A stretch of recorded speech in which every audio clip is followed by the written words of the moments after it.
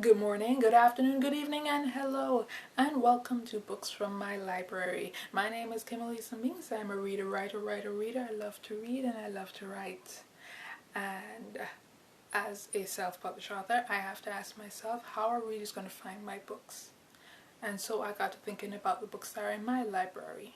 And that's what we have right here, Books from My Library. So this week we are starting off with Spring Moon. Ooh, okay, got it. By Better Bow Lord. Now, I know I got this from the Best of Books bookstore, but I wouldn't say that my selecting it started from just seeing the book.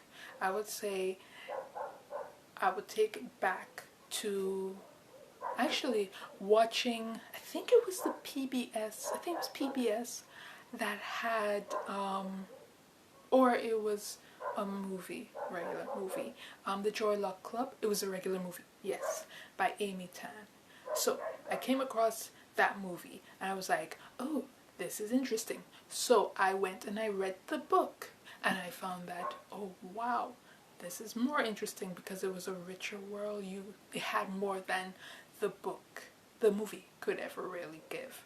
So I became interested in East Asian stories, and then I think I had also come across anime in, I would say, the 90s, 2000s, so I was also interested in that. And then, so when I came across this, I was already in that space of mind, whereas, oh, let me try out East Asian storytelling.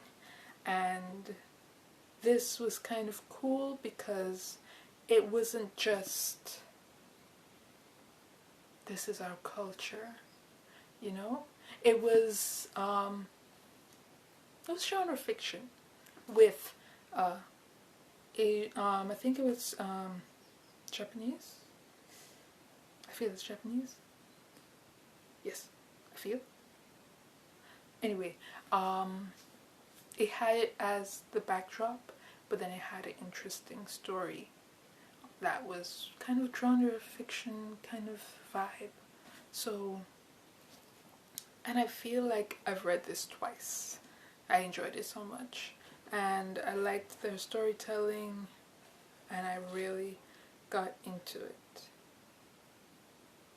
And why I find it interesting to read East Asian books is the richness of their culture. And even when I'm looking at even their movies, you can see that there's a richness to it.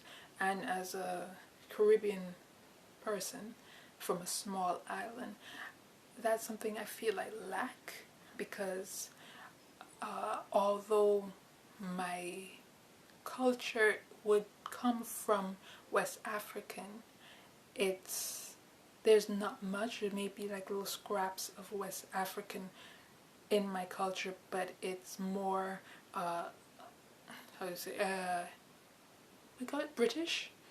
So I don't really feel I have like a foothold like other cultures, like the Jewish culture, like even different Islamic culture, Islam-based communities, or even Asian, where they have their costumes, they have their food, they have their rituals.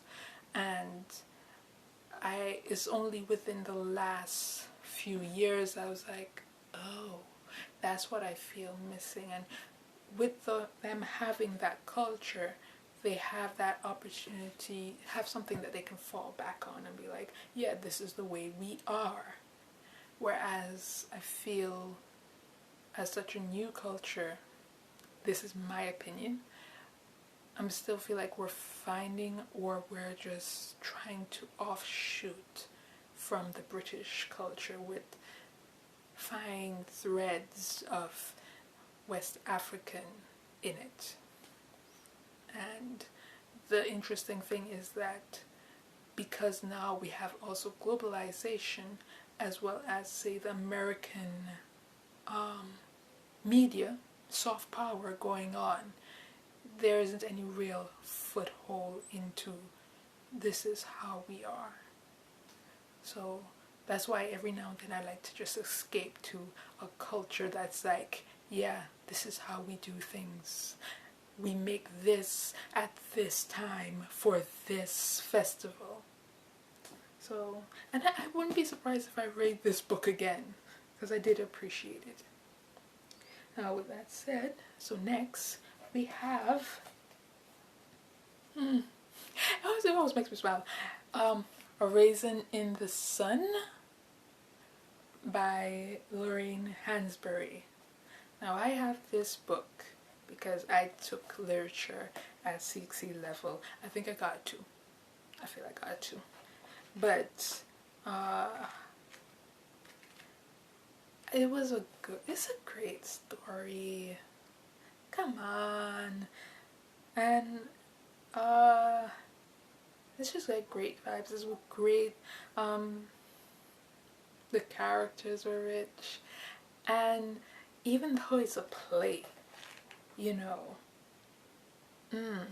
even though it's a play, you can just fall into it, and it's short. Okay, we have this and we have this, and they're two different cultures.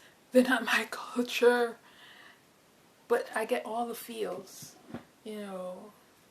I can already feel my energy raising because because it's a play, and I think because we were doing it in for literature, with studying in literature, it's not only to read the book but to like delve into the book and ask questions about the book, and you know, you get to feel what they're going through, and you understand why it was put up. It's a literature book that we would study, you know. Not all literature books I appreciate. Some of them it makes your brain bleed just thinking about them, you know. There was Shane. That's as much as I remember. My brain refused to read the book. But this, A Raisin in the Sun, and that was, I'm dating myself, this is 2022. Ooh. Okay, okay, doing the math. You can tell how long ago that was. Okay, in a few years, it would be 30 years since oh wow! Sorry, I'm freaking out now. Okay. I'm hazarding to guess in the next 2 or so years, I would have had this book for 30 years, yeah?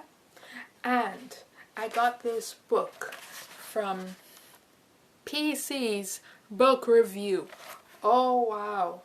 This was before Best of Books. This was before the bookstore at Woods. This was before the bookstore on High Street. Yes.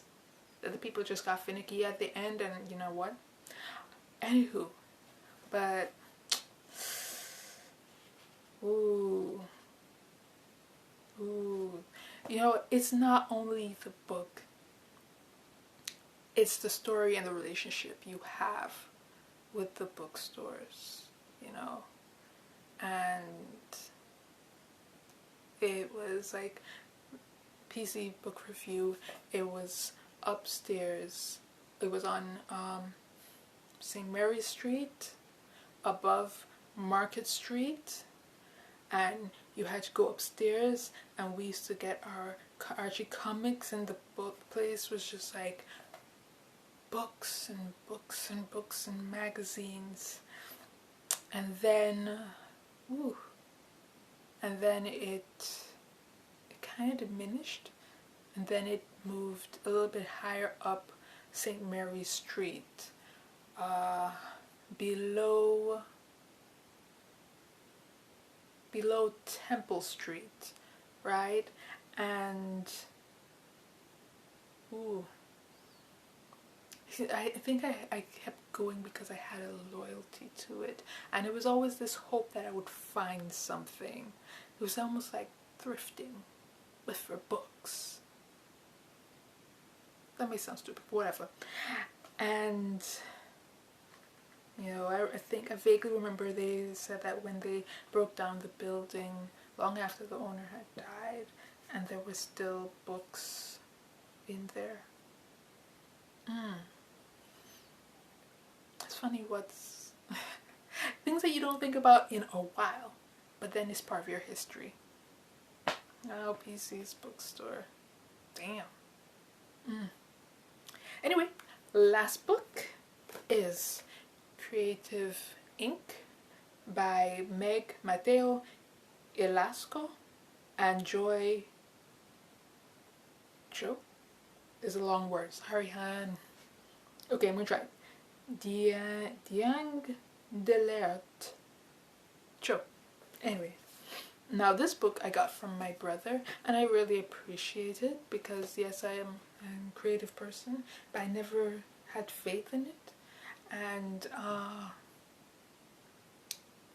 I appreciate this book because although I'm not using my creative skills for other people, I do it for myself, but yet I do have a skill that I use, that I work freelance using.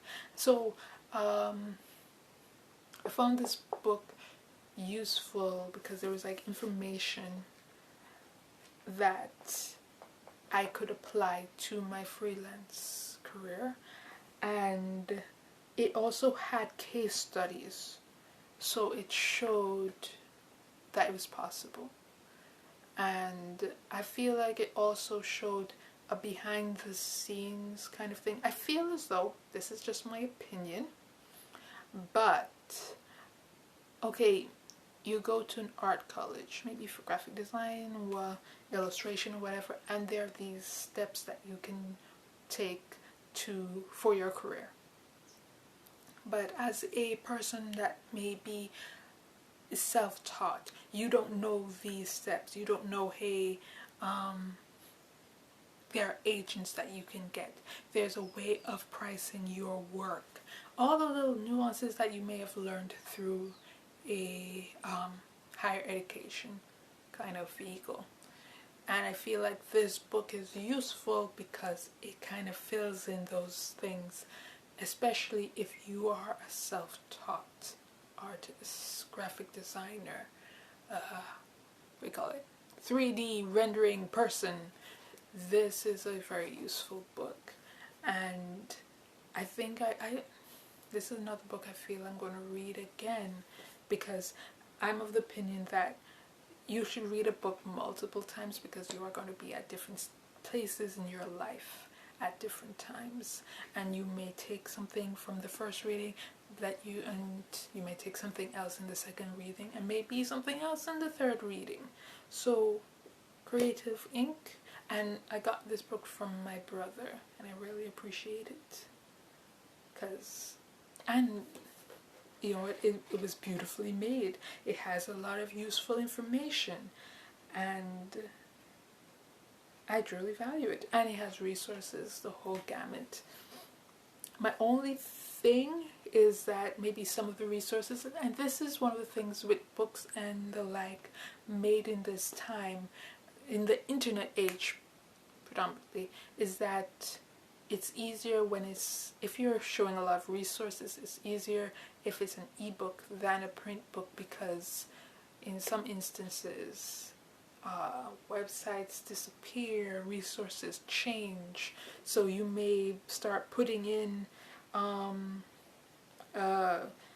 website into your thing, and unless they're established entities, like I think I saw the Association of Illustrations or something like that, unless they're like cemented entities, it's very easy for a person, an individual, a resource to change direction, and you go looking and it's like, I thought I was going for this, but then they're talking about this.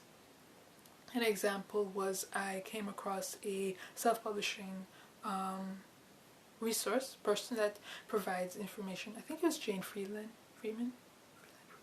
Anyway, I came across her Pinterest board, and I had clicked on something that was interesting to me.